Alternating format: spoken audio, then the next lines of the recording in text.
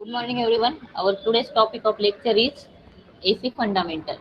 That is the chapter number second. Then, firstly, what is mean by AC? AC is nothing but the alternating current. Alternating current, that means the current or the quantity which it changes with respect to time, is nothing but your alternating quantity. Then AC is the alternating current. That means the current value is changes with respect to time, is nothing but your AC, that is the alternating current. There are some advantage of AC over the DC. Then there are some definition which is included under your AC fundamental.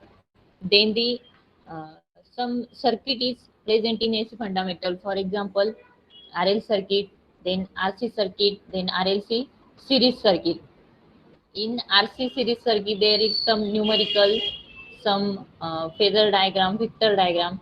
Similarly for the RL circuit and similarly for the RLC circuit. This overall part is studied in chapter number second. Firstly, we have to study the definition. Screen share होते की सांगा, मी screen share करते आता.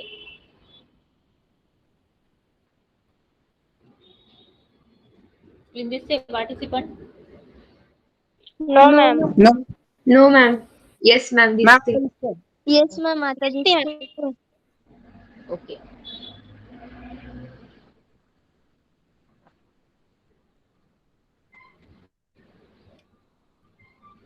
Here, the alternating current are the current that alternate the direction, usually many times per second. That means alternating current changes its magnitude with respect to time. This diagram shows the variation of voltage. इथे voltage घेतलंय x axis ला, sorry y axis ला. But for the AC current जर value आपण इथे x axis ला घेतली तर हा डायग्राम बघा. This quantity changes with respect to time. X ऍक्सिसला टाइम दिलाय, वाय ऍक्सिसला व्होल्टेज और करंट क्वांटिटी घेतली. म्हणजे क्वांटिटी तुमची टाइमच्या विथ रिस्पेक्टिव्ह मध्ये चेंज होते, तिला तुम्ही एसी क्वांटिटी म्हणणार. मग either it is voltage or either it is current. तर समजलं का what is mean by AC? That is the alternating quantity. Yes, ma'am. Yes, ma'am. Okay. Then polarity is also is the one of the most important part in that. That means the this upper cycle is the positive half cycle and this lower cycle is the negative half cycle, and this one complete sine wave is called as a cycle. याची पण definition विचारल्या जाते. What is mean by cycle, time period, then amplitude. One by one हे सगळे तुम्हाला definition study करायचे. 2 marks साठी पेपरला विचारल्या जातात. First definition, wave form. What is mean by wave form? ही जी डायग्राम तुम्ही ड्रॉ केलेली आहे तिला आपण काय म्हणणार in shortly? This one is the wave form of voltage. ही जी वेव दिसते साइन वेव म्हणतो आपण याला, आणि it is the wave form of voltage. मग काय? It is a graph showing the manner in which alternating quantity changes with time. Graph आहे. ग्राफ आपल्याला काय शो करतोय? Alternating quantity changes with time. म्हणजे ही जी व्होल्टेजची क्वांटिटी आहे ती अल्टरनेटिंग आहे आणि ती कशाच्या रिस्पेक्टिव्ह मध्ये चेंज होते? तर टाइमच्या चेंज मध्ये. काय येईल definition? It is a graph showing the manner. म्हणजे काय शो होत आहे आपल्याला, कोणत्या वेळी ती डायग्राम रिप्रेझेंट होते. Showing the manner in which an alternating quantity changes with time. समजली डेफिनेशन वेव फॉर्मची? Yes, ma'am. Okay, or in another language, that is in very simple language, it is a graphical representation of any quantity. Graphical representation आहे कुठल्या पण क्वांटिटीचं, त्याला आपण काय म्हणणार आहे? As a wave form. Clear this? Yes, then our yes, second ma'am. Definition is the frequency. Frequency is nothing but this diagram shows the one cycle. ही जी व्होल्टेजची वेव फॉर्म दिसते, it one is the one wave form. म्हणजे one cycle. अशा number of cycle 1 second मध्ये किती complete झाल्या, it is nothing but your frequency. Number of cycle म्हणजे 100 जर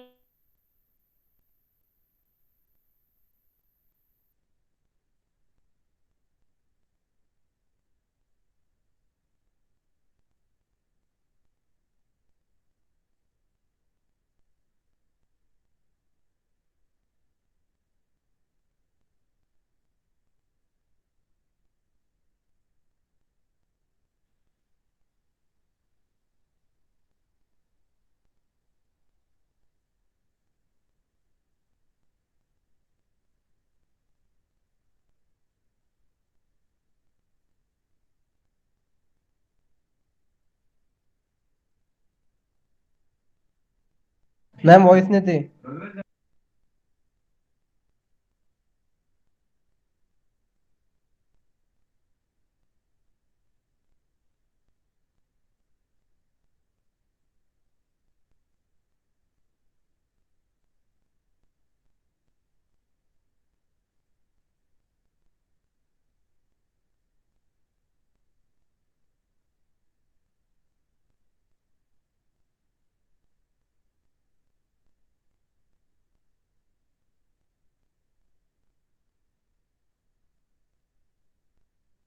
आवाज येतोय student? Yes, ma'am. Yes, ma'am. आपण डेफिनेशन बघत होतो फ्रिक्वेन्सीचे. Frequency is nothing but in number of cycle completed in 1 second और गिवन टाइम पिरियड. हे 1 सायकल इथे दिसते, मग या अशा number of cycles 1 ma'am second screen share नाही. नाही दिसत आहे तुमची. नाही दिसते का? 1 minute.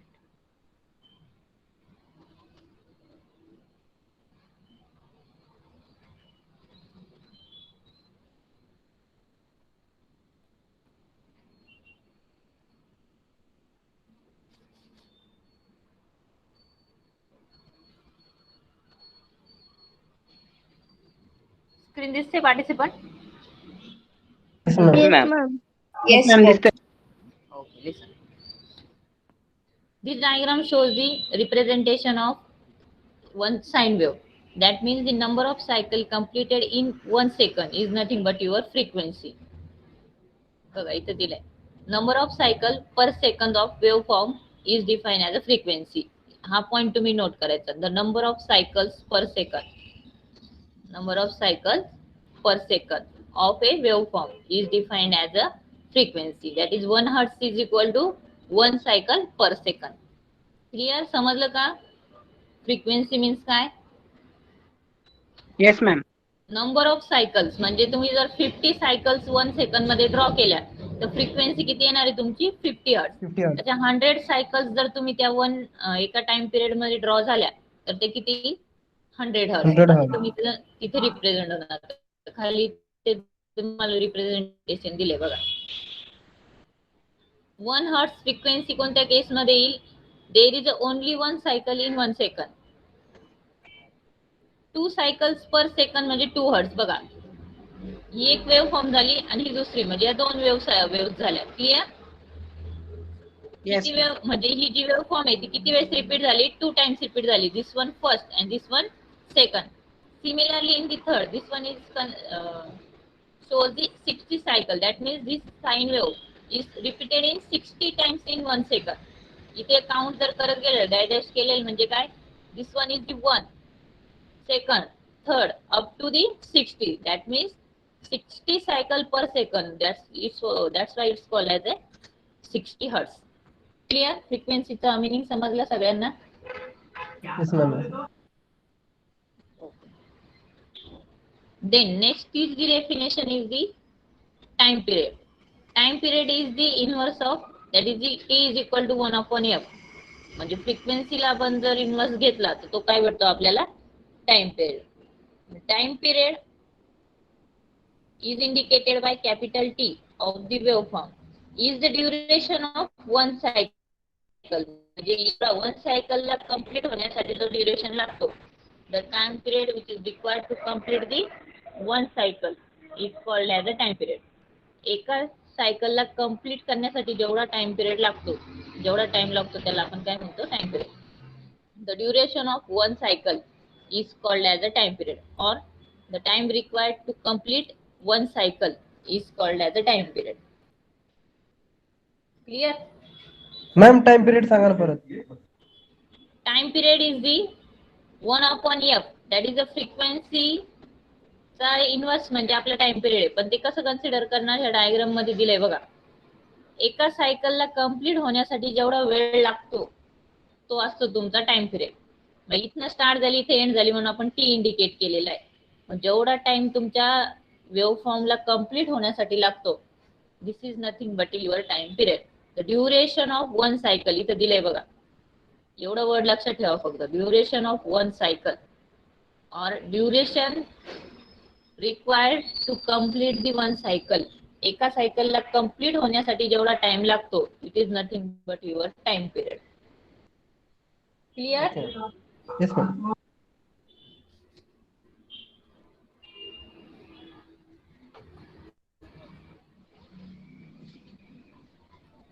Then next definition is, आता इथे तुम्हाला न्यूमरिकल्स विचारले जातात टाइम पिरियडचे. म्हणजे पेपरला एमसीक्यू फॉर्मॅट मध्ये जरी तुमचा पेपर असेल तर तुम्हाला 100% असा एमसीक्यू विचारला जाणार. If there is a frequency is of 50 hertz then find out the value of time period. मग फ्रिक्वेन्सीची व्हॅल्यू काय 50 आहे आणि फॉर्म्युला काय असतो टी इज इक्वल टू, हा फॉर्म्युला बघा, T is equal to 1/f. That means frequency 50 hertz डिनॉमिनेटरला पुट करणार आणि टाइम पिरियड फाइंड आउट करणार. एक न्यूमरिकल आपण घेऊ इथं बघा.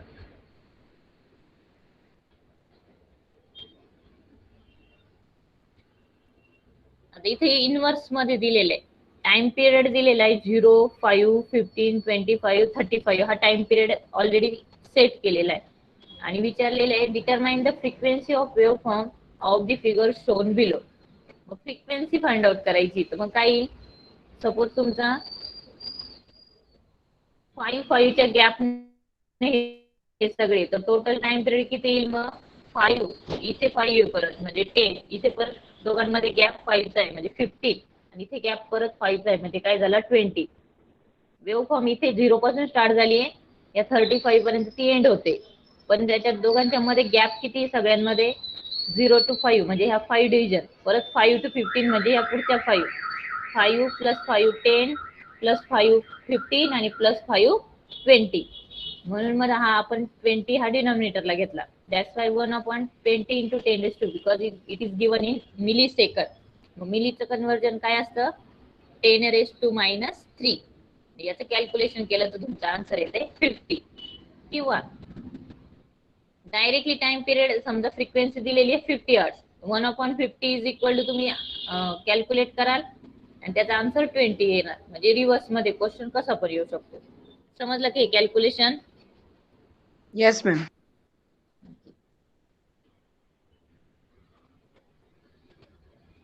Then next definition is peak to peak value, that is the amplitude म्हणतो आपण त्याला.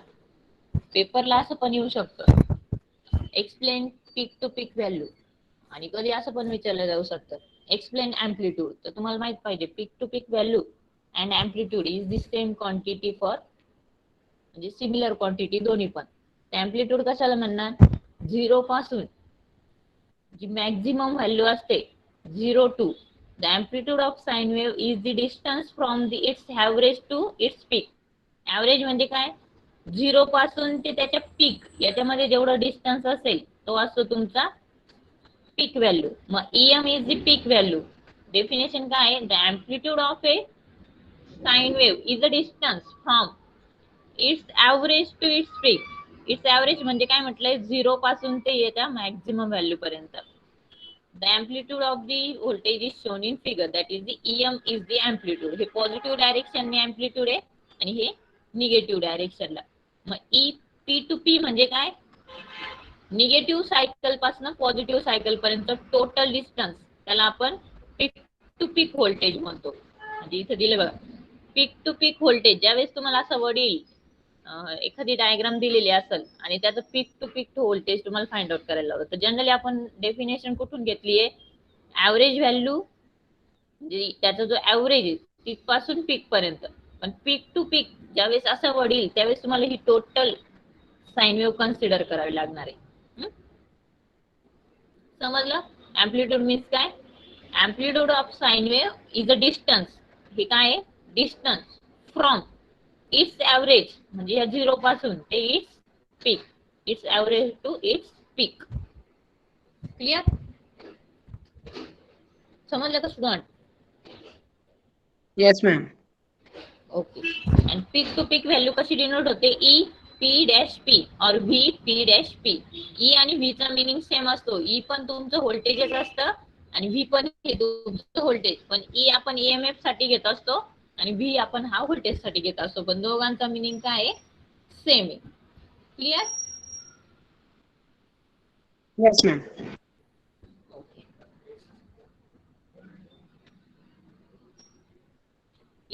पीक व्हॅल्यू डायरेक्ट दिलेले आहे बघा.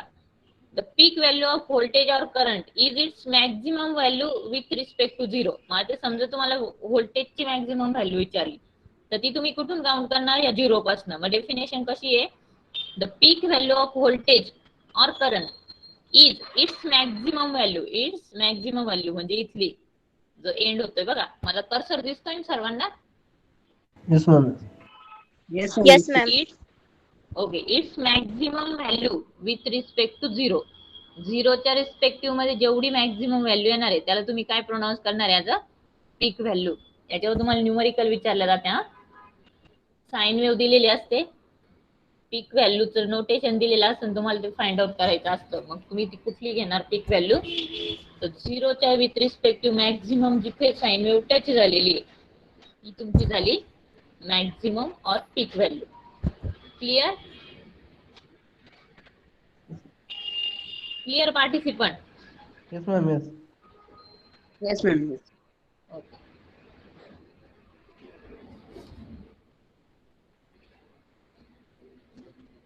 Then next one is the instantaneous value. त्याच्यासाठी तुम्हाला एक वेव्ह फॉर्म लागेल.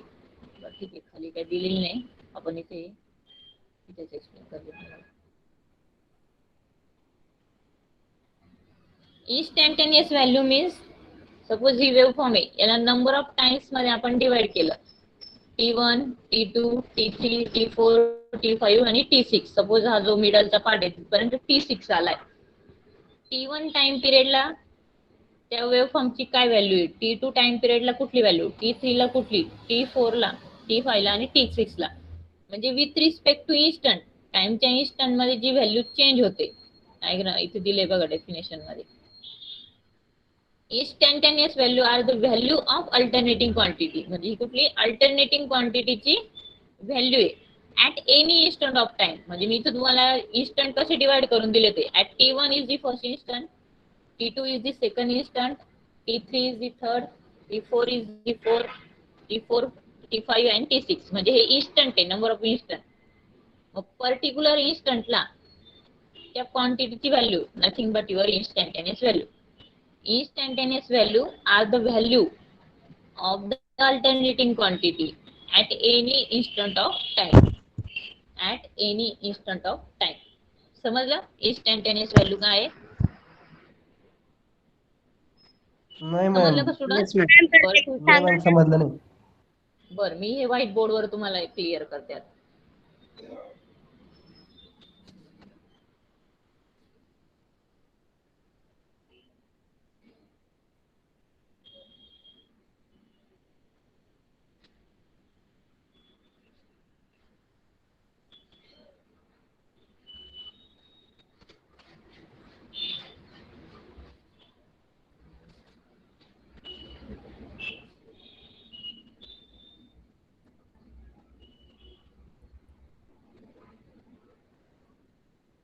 स्क्रीन दिसते माझी?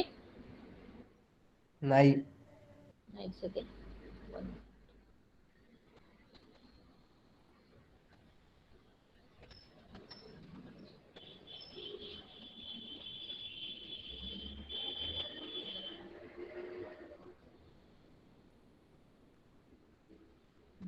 व्हाईट बोर्ड दिसतोय का आता? No, ma'am. नाही. नाही. एक मिनिट दिसतोय दिसतोय ना? ma'am. Okay okay. Listen. Sine wave draw करते मी इथे.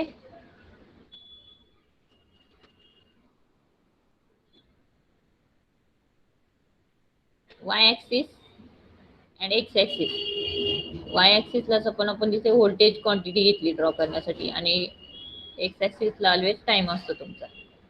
ओके. आणि ही साइन वेव्ह मी अशी ड्रॉ केली.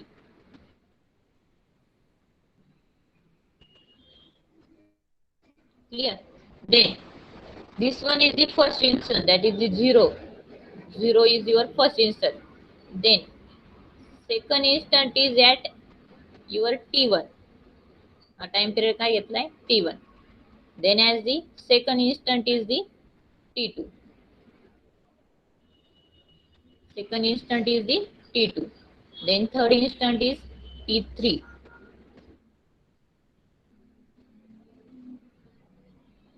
Next one is the T4. And last one suppose considered as a T5.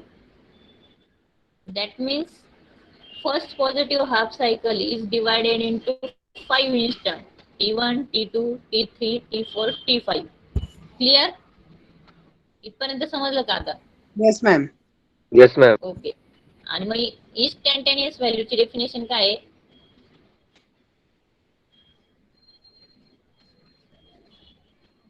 Instantaneous value are the value of alternating quantity. Are the value of alternating quantity. Quantity. ही जी alternating quantity तिची value but at any instant. मग कुठला? Suppose आपल्याला इथली value जर घ्यायची असेल व्होल्टेजची तर तिथं समजा काहीतरी 1 व्होल्ट आलं. 1 volt is the value of alternating quantity at T1 instant. Then here suppose 2 volt घेतली व्हॅल्यू सेकंड इन्स्टंटला. इथे जी तुमची व्हॅल्यू आहे ती काय असणार आहे तुमची? इथनं आपण काउंट करतो जनरली. इथे काय सपोज तुमचा हा 1 हा 2 इकडे ही क्वांटिटी लिमिट झाली म्हणजे हा 3 आणि हा इथे मॅक्झिममला सपोज तुमचा 4 आहे. 1 volt is the value of your alternating quantity at instant T1. 2 volt is the value of your voltage at instant T2. 3 volt is the at the instant T3 आणि 4 is the your value at the instant T4. म्हणजे एका particular इन्स्टंटला त्या क्वांटिटीची किती value आहे ती झाली त्याची इन्स्टंटेनियस व्हॅल्यू. सपोज इथं तुम्हाला क्वेश्चन केला the instantaneous value at instant T3 from the diagram tell me the value. मग काय सांगाल तुम्ही त्याचा आन्सर? बोला पार्टिसिपंट. T3 तुमचा इथे दिला इन्स्टंट आणि तो वाय ऍक्सिसला इथे मीट होतोय. तिथे व्हॅल्यू दिली तुमची 3 व्होल्ट. मग 3 volt is your instantaneous value at instant T3. समजलं? Yes, ma'am. Okay. At any instant, the value of alternating quantity at any instant is called as the instantaneous value. Simple definition आहे. समजली? Yes, ma'am.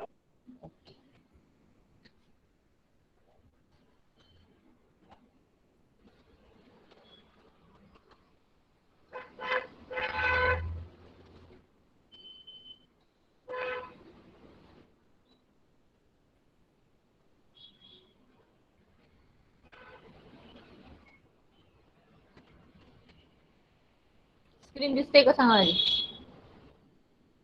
Yes, ma'am. This thing. Yes, ma'am. Then our next definition is the angular velocity. Angular velocity means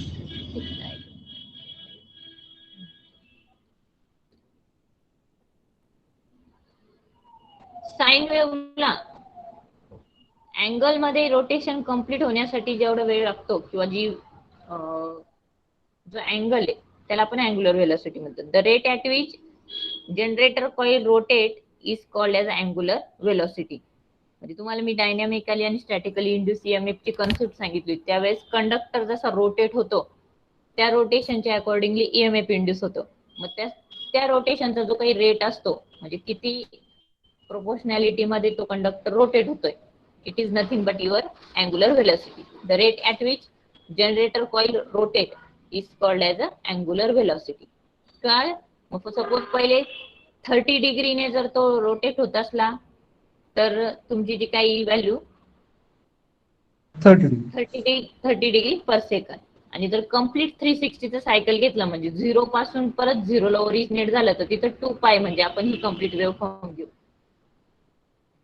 म्हणजे तुमचा जो काही conductor आहे तो इथनं rotate व्हायला स्टार्ट झाला, रोटेट होऊन परत तो इथं रोटेशनला आला तर त्याने किती डिग्रीचं सायकल कम्प्लीट केलं? 360 डिग्रीचं. That is 2π. म्हणजे रॅडियनच्या टर्म्स मध्ये जर घेतलं तर 2π रॅडियन ही व्हॅल्यू येते. आणि डिग्रीच्या टर्म्स मध्ये घेतलं तर 360 डिग्री. 0 पासून ओरिजिनेट होईल आणि 0 वरतीच परत एंड झाला तर म्हणजे काय झालं ते it complete is on 360 degree angle. मग अँगुलर वेलोसिटीची डेफिनेशन काय होईल? The rate at which generator coil rotate is called as a angular velocity. इथे दिलंय बघा 2 पाय कम्प्लीट सायकल केलं की 360 डिग्रीचं तुमचं रोटेशन कम्प्लीट होणार आहे. Clear? Yes, ma'am.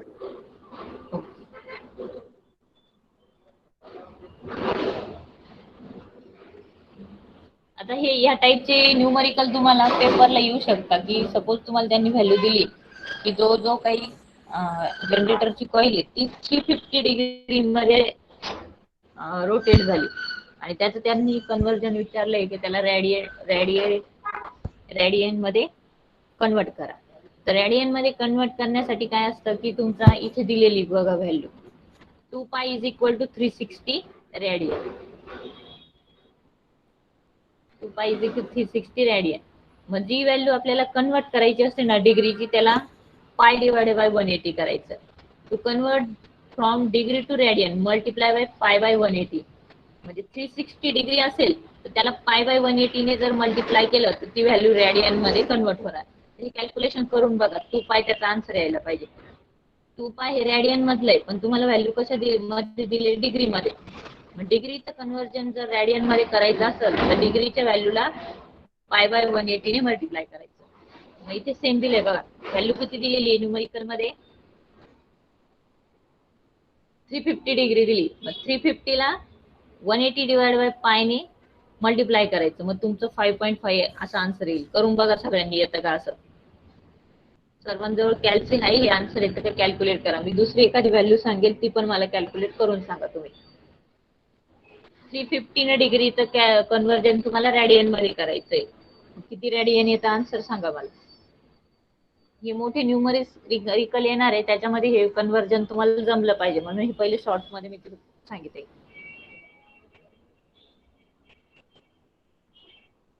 Participant ma'am first वाला करना है क्या? Convert 350 degree to radian. हा इंटू रेडियन. त्याचं आन्सर झालं की मग मला मी दुसरा आन्सर सांगा. दुसरी व्हॅल्यू सांगते चेंज करण्यासाठी.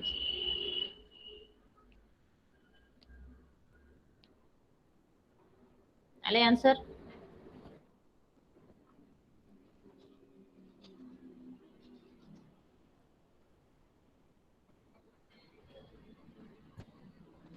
Participant, tell me the answer. No, ma'am. Wait. कॅल्सी वरती 350 इंटू 180 डिवायडेड बाय पाय. पायची व्हॅल्यू डायरेक्टली दिलेली आहे याच्यावरती. तुम्हाला पायचा सिम्बॉल दिलेला आहे कॅल्सी वरती तो पुट करायचा डायरेक्टली.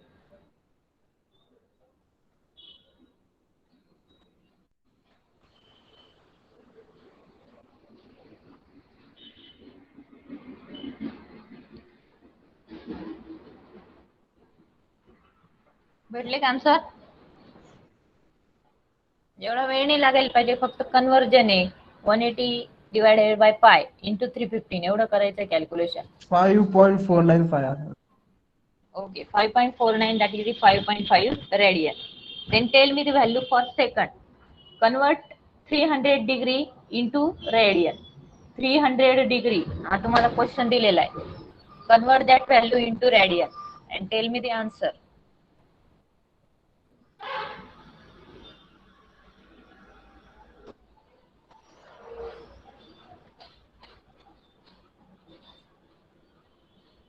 Participant किती आलाय आन्सर?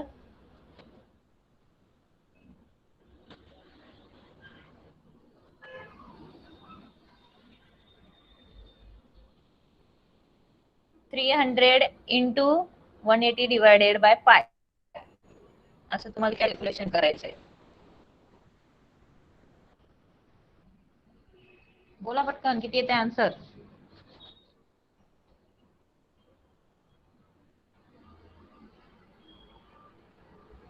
$17,197. 17 $17,197. ओके. अजून किती जणांचा आन्सर आले? Ma'am, 048.170.